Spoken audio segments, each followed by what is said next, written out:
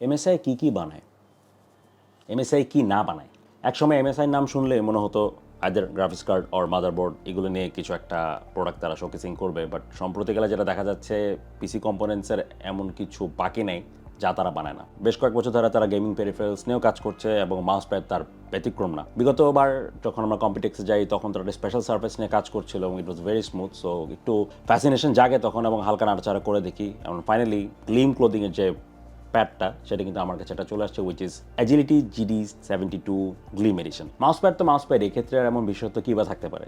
সেক্ষেত্রে মাউস প্যাডের নামকরণের দিকে একটু তাকাতে হবে, which is gleam edition. MSI gleam clothing এক্ষেত্রে ইউজ করেছে যা সাধারণ ক্লোথ প্যাডের থেকে একটু ভিন্ন, কেননা এটি তৈরিতে ইউজ হয়েছে eco friendly TPU material, which is thermoplastic urethane. এর সাথে ইনফিউশন করা হয়েছে গ্লাস বিটসের। তো এক্ষেত্রে আসলে লাভটা কী হয়েছে? Zero cap surface. কেননা আমরা যখন কাপড়ের মাউস প্যাড ইউজ করি, কাপড়ে অফকোর্স উইভিংয়ের কারণে একটা টেক্সচার থাকবেই, আপনি হাত দিয়ে সে খসখসে ভাবটা পাবেন। যেহেতু এইটার সারফেস কোনো গ্যাপ নাই, ইটস অ্যাবসলুটলি স্মুথ, সো যখন আপনি মাউস গ্লাইড করবেন আপনি কোনো ফ্রিকশনই ফিল করবেন না, অলমোস্ট জিরো ফ্রিকশন। সেই সাথে এটি যে সারফেস ইটস ভেরি শাইনি, এটা আলো পড়ার সাথে সাথে বিভিন্ন অ্যাঙ্গেল থেকে একটু বিভিন্ন রং বিচ্ছুরণ করে, সেটা আপনাদের ভালো লাগতে পারে না লাগতে পারে। তাছাড়াও তাদের আরেকটা ক্লেম হচ্ছে যেহেতু এটা shiny surface light better reflect করছে, সেই ক্ষেত্রে আপনার মাউসের যে অপটিক্যাল সেন্সর সেটির যে ট্র্যাকিং সেটা আরও বেটার রিড করতে পারছে সেন্সরটি। এছাড়া যে কোনো মাউস প্যাডের ক্ষেত্রেই মাউস ইউজ করলে মাউসের যে ফিট এবং প্যাডের যে টপ সারফেস সেটি ঘষা লাগতে লাগতে মাউস প্যাড ড্যামেজ হবেই। তবে এই ক্ষেত্রে এমএসআই ক্লেম হচ্ছে যেহেতু এটি different sort of metal composition দিয়ে তৈরি, সেক্ষেত্রে 150% মোর ডিউরেবল হবে এই প্যাডটি। আরেকটা খুব ইন্টারেস্টিং পার্ট হচ্ছে এই প্যাডের সারফেসটা কিন্তু অ্যাবসলুটলি ওয়াটার রেজিস্ট্যান্ট, একদম 100% ওয়াটারপ্রুফ।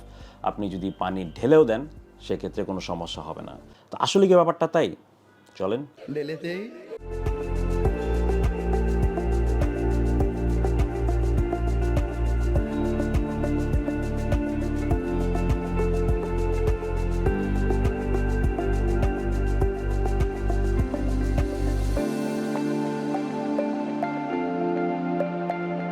যারা হাতের আশপাশে পানি নিয়ে বসেন এবং সেটি যদি ভুলক্রমে পড়ে যায় সেক্ষেত্রে টেনশনের কোনো কারণ নেই। তবে হ্যাঁ, অন্যান্য কম্পোনেন্টস তো আছে, সেগুলো একটু সাবধানে রাখবেন।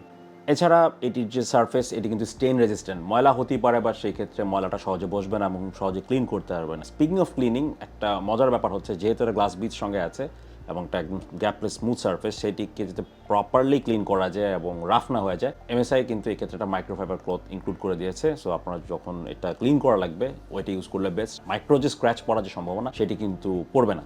সো যার অনেকে আমাদের ড্রাইভাররা যেমন গামছা দিয়ে গাড়ি মুছে সেক্ষেত্রে পেইন্টের বড়টা বাজায় ফেলে, সো এরকম কোনো ইস্যু যাতে না হয়, এই সারফেসগুলোরও যাতে সেরকম কোনো ক্ষতি না হয় অন্য কিছুতে মুছলে, সেই জন্য মাইক্রোফাইবার ক্লথটা ইনক্লুড করে দেওয়া was a very good idea to be honest. আরেকটা ফিচার এমএসআই ক্লেম করছে which is fast cooling surface. প্রথমে এটা দেখে আমি একটু কনফিউজ ছিলাম যে এটা আসলে কী। তো আমরা যারা মাউস বা কিবোর্ড চালাতে গেলে হাত ঘামার অভ্যাস যাদের আছে তাদের ক্ষেত্রে একটু কিন্তু ইস্যু হয় এবং হাতের হিট তো থাকবেই অফকোর্স, সেই ক্ষেত্রে মাউস প্যাডটা ঘামাতেও পারে, সেই জায়গাটা একটু গরমও হয়ে যেতে পারে, which is true, cloth padding এটা হয়। এক্ষেত্রে সেটি আসলে অতটা হয় না। আমার জন্য ভেরিফাই করা একটু ডিফিকাল্ট ছিল এই জন্য যেহেতু আমি মোস্টলি এসি রুমেই রাতেরবেলা গেম খেলা হয়, সেই ক্ষেত্রে আসলে অলরেডি ড্রাই থাকে হাত, আর তাছাড়া আমার হাত অতটা ঘামায় না। বাট যাদের হাত ঘামায় তাদের জন্য কিন্তু এই জিনিসটা কাজে আসবে। একই হচ্ছে এটা যেটা ওয়াটার রেজিস্ট্যান্ট সেই বিষয়টা আছে এবং সেই সাথে যে সারফেসটা খুব ফাস্ট কুল হয়ে যায়, which is not a bad edition. হতে পারে খুব মাইনর একটা স্টাফ, বাট স্টিল এই সারফেসের এই সার্ভিসটাও আমার কাছে খুব একটা খারাপ মনে হয়নি। এছাড়া বেসিক কিছু জিনিস তো আমরা সব প্যাড এক্সপেক্ট করি, যেটি হচ্ছে বটম সারফেসে তো ন্যাচারাল রাবার থাকবেই যাতে প্যাডটা স্লাইড না করে, সেটি এখানে অফকোর্স তারা মিস করে নেই। এবং আরেকটা বিষয় সবসময় আমার খুব গুরুত্বপূর্ণ বলে মনে হয়, এজগুলা যাতে অন্তত ব্রেডেড থাকে, সো দ্যাট সাইড থেকে যাতে ছিঁড়ে না আসে। ইস্যুটা কিন্তু আপনার যেসব প্যাডে থাকে না, তখন কিন্তু দেখা যায় যে আস্তে করে গ্লুটা ছুটে চলে আসে, কাপড়টা আলাদা হয়ে যায় রাবার থেকে। এক্ষেত্রে এটা হওয়ার সম্ভাবনাও নাই, এটা খুব এক্সপেক্টেড। আর এছাড়া আমি যে মাউস প্যাডটি নিয়ে কথা বলছি, it's a large mouse pad, এটা 900 millimetre by 400 millimetre, so that's quite big. এক্ষেত্রে আপনার একই সাথে কিবোর্ড মাউস আপনি রেখে খুব আরামসেই কম্পিটিটিভ গেমিং খেললেও ইজিলি করতে পারেন। আমার একটা ফুল সাইজ কিবোর্ড, এরপরও আমার যে পরিমাণ সার্ফেস এরিয়া আমি পাই for using the mouse, that's already quite good. এছাড়া আপনাদের যাদের কাস্টম কিবোর্ড আছে বা ছোটো কিবোর্ড ইউজ করেন, টিকেল অর আদার স্টাফ, সেক্ষেত্রে তো স্পেসের কোনো হওয়ার কোনো সম্ভাবনা নেই। এবার কিছু অবজারভেশন দিব মাউস প্যাডটার ব্যাপারে। প্রথমত এটির যে টপ সার্ফেস সেটির ডিজাইন যদি বলি, aesthetically it looks really nice, কোনো সন্দেহ নাই।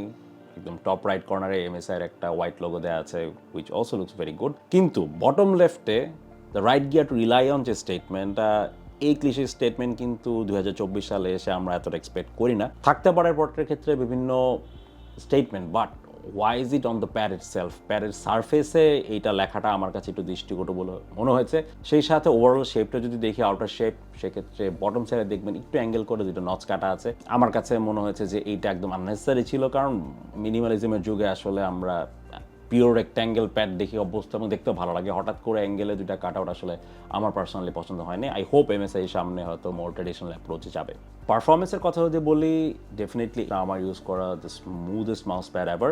যদি হার্ড প্যাডগুলোর কথা বলি, তার থেকেও মোর স্মুথ মনে হচ্ছে এটা। হার্ড প্যাডের ক্ষেত্রে তো গ্লাইড ড্যামেজ হওয়ার চান্স অবশ্যই অনেক বেড়ে যায়, সেক্ষেত্রে আমি এখনো পর্যন্ত সেরকম কিছু ফিল করছি না। It's almost frictionless, just like really good.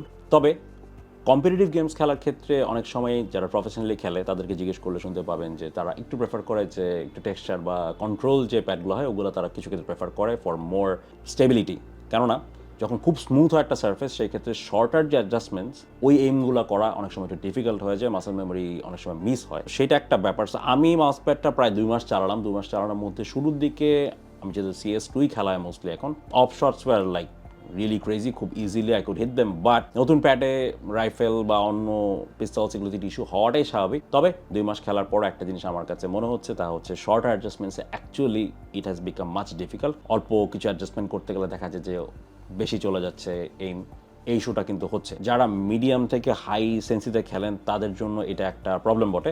But যদি আপনি লো সেন্সি প্লেয়ার হয়ে থাকেন, সেই ক্ষেত্রে এটা সমস্যা হওয়ার কথা না, সেই ক্ষেত্রে রাদার উল্টা অ্যাডভান্টেজেসই হওয়ার কথা। এছাড়া আপনি যদি ক্যাজুয়াল গেমার হয়ে থাকেন, সেই সাথে উইন্ডোজের ক্ষেত্রে ইউজ করা বা এনি আদার সফটওয়্যার ইউজ করতে চান, সেই ক্ষেত্রে যে আরামটা, যে স্মুথনেসটা, এটা unparalleled, there is no doubt about it. But যদি আপনি কম্পিটিটিভ গেমার হয়ে থাকেন এবং লো সেন্সি প্লেয়ার না হয়ে থাকেন, সেই ক্ষেত্রে আপনার একটু সতর্ক থাকতে হবে যদি মাউস প্যাডটার কথা চিন্তা করেন।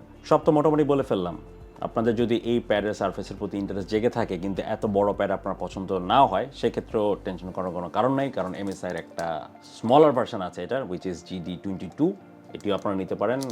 এটা আপনার কস্টও কম পড়বে এবং অফকোর্স আপনার সেটআপে যে জায়গা কম থাকে, এটি আপনারা ইজিলি ইউজ করতে পারেন। থাকছে এই পর্যন্তই। I hope you like the video. আপনার যদি কোনো মন্তব্য থাকে অফকোর্স আমাদের জানাবেন। ভালো থাকবেন সবাই, দেখা হবে আবার অন্য কোনো কিছু নিয়ে। টিল দেন, আল্লাহ হাফেজ।